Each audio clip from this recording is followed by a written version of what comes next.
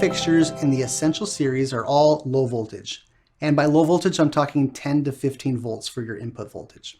Now that creates a classic low voltage landscape lighting effect. When we have a step down transformer, either stepping down from 120 or down from, let's say, 230, 240 to that 12 volts, when there's power going to the fixtures are on. When the power is taken away, then the fixtures are off. Classic lighting system. But with the Essential series, all those fixtures have Luxor technology built in. What that means is we have the ability to control what we call zoning, dimming, or color. And we shorten that to be ZDC. And when you specify any fixture within the Essential series, you will specify if it's a zoning fixture, a zoning dimming fixture, or a zoning dimming color. Now, the way to unlock those capabilities of zoning, dimming, color, you need to use the ZDClink that I have right here. The ZDClink is built in with Luxor Technology that allows us to communicate directly with all of the different fixtures that are connected to the system. So what I have to do in advance is when I'm installing the fixtures, I have to set a group number or a zone number to each fixture. So commonly stated, some of the upward directional lights might be group 1.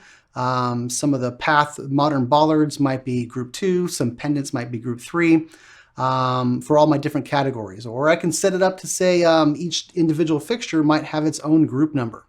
And when I set those group numbers to each fixture, then I can communicate from the Luxor down the same 2-wire path to each individual fixture, so that those fixtures will turn on when I tell them to via the zoning command.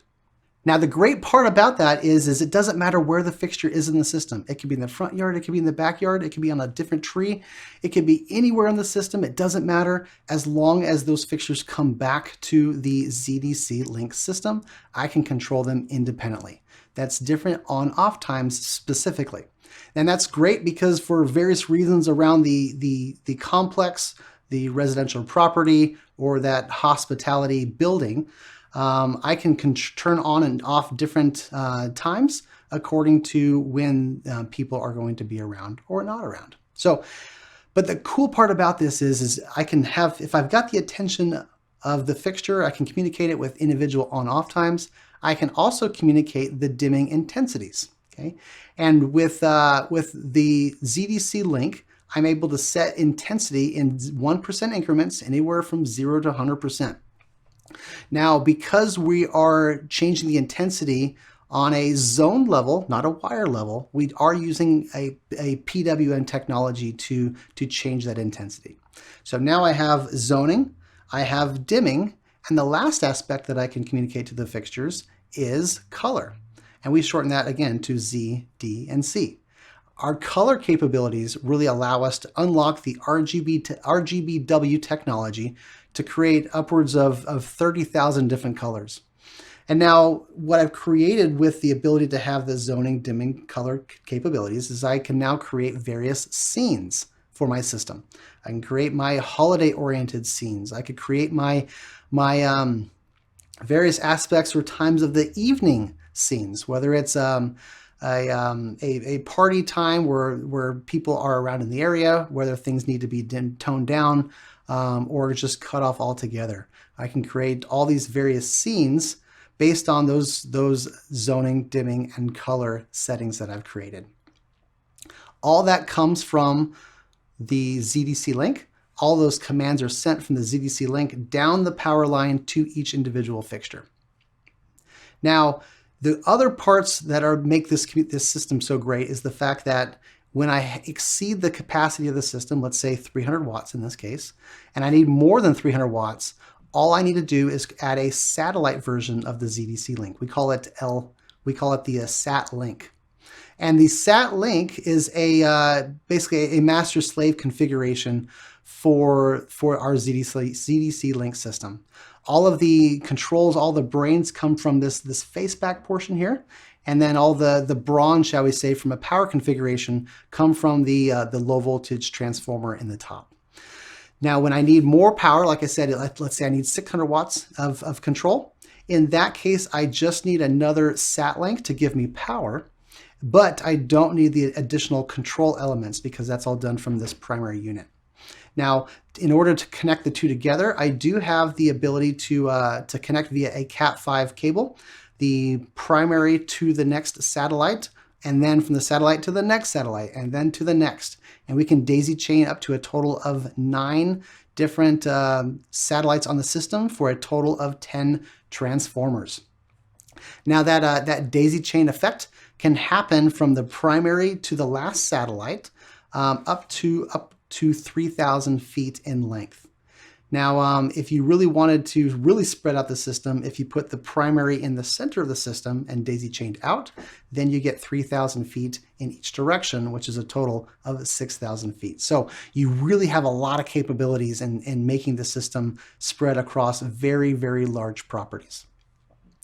Now, from a communication standpoint, that's all from the transformer or the controller down to the fixtures themselves. It has nothing to do with the communication to the home network or to my smart device of choice at the moment.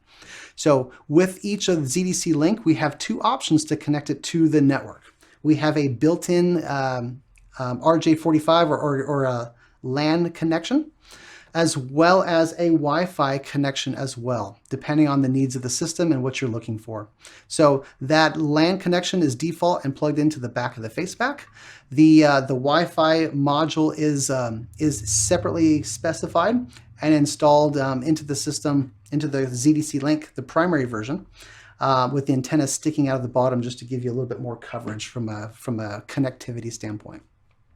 The beauty of all this is all the communication comes directly to the main unit, the main ZDClink, and from there sends all the communications out to the fixtures. We're not communicating directly with fixtures.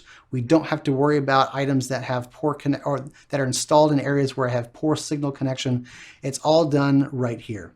We always recommend using that LAN connection first. That is the most secure way. If you do need to use that Wi-Fi antenna, we do have this version with the short lead, or we have another version with a 10-foot lead or 3 meters to get the antenna in a better place that has more connection.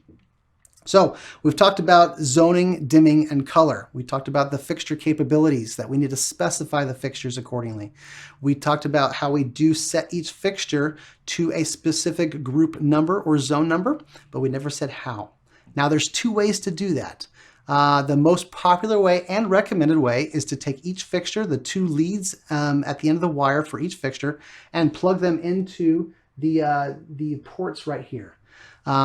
Once the leads make contact with the ports, the great part is the ZDClink knows that that's happening, and they will immediately ask you, what group number do you want for that fixture?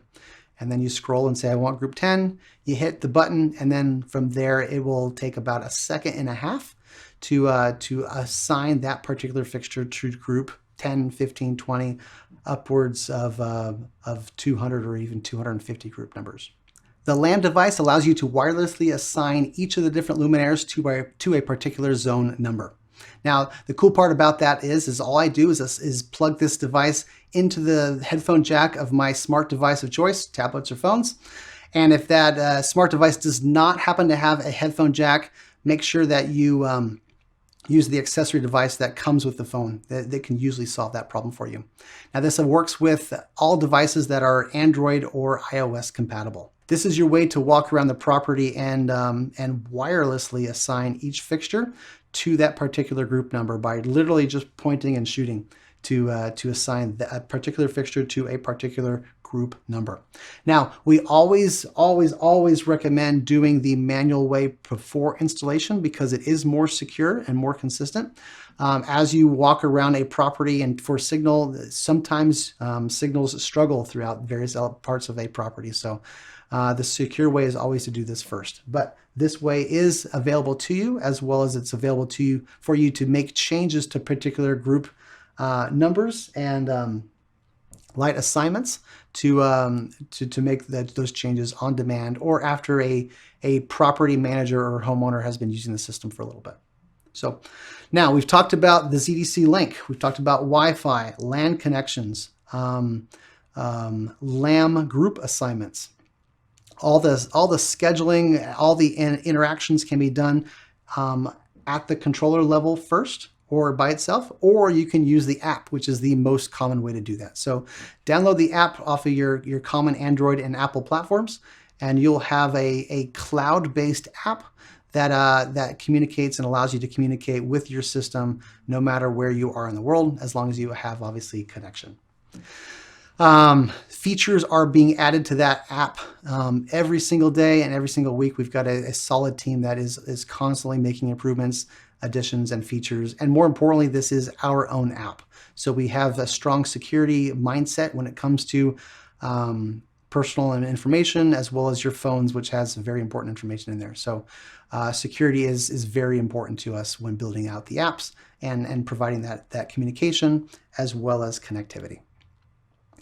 Lastly, from a system standpoint, it really just comes down to the overall architecture. You've got your ZDClink as your primary unit, both as a transformer and a controller. Your sat links as satellite options to extend your power base from 300 watts to 600, 900, 1200, and on, all to a system with a total of 10 controllers, 9 satellites with a single primary.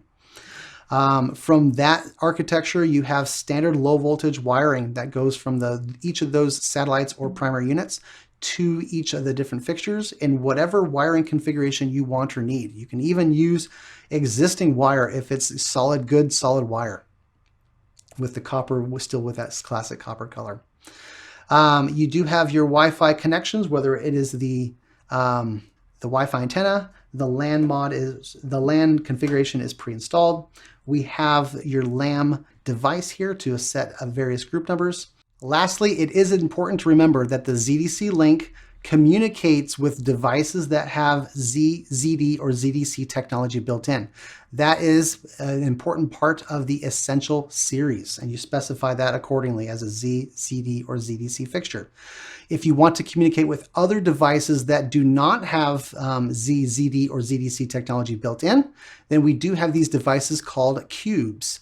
Cubes put the Z or ZD technology into a hub, and that hub acts as if it's a group number, and anything installed past that hub operates as if it were a group number that you assigned that hub to, or that Luxor cube to.